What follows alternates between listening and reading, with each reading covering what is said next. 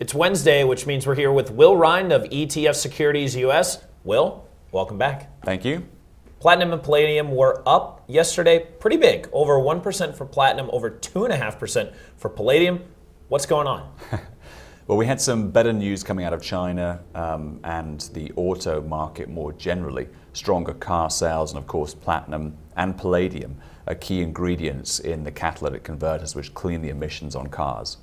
So in platinum and palladium, obviously big part of the automobile industry.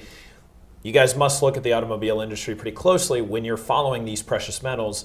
What are people thinking for the rest of the year? One good number might not be enough, right?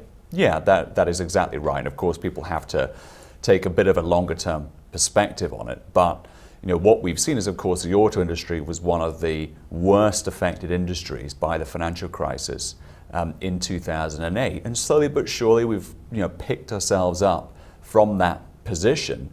And it looks like that as the economy, the global economy that is, continues to recover, so do the number of car sales. Europe is still a bit of a bleak or a bad spot, but certainly in North America, in China, Asia more broadly, car sales continue to do better, and that is very positive for the auto industry and for platinum palladium. Do you think we'll start seeing some sort of slight uptick in Europe?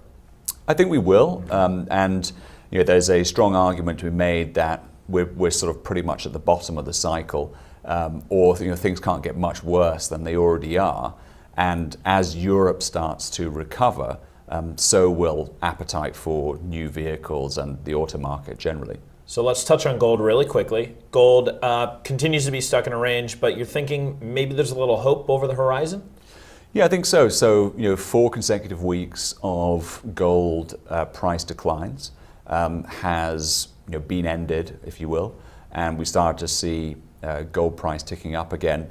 Whether that is enough to sustain a rally, who knows? But I think what's interesting to us is we've seen certainly some central banks come into the market, which we saw last time when gold reached a $1,500 handle.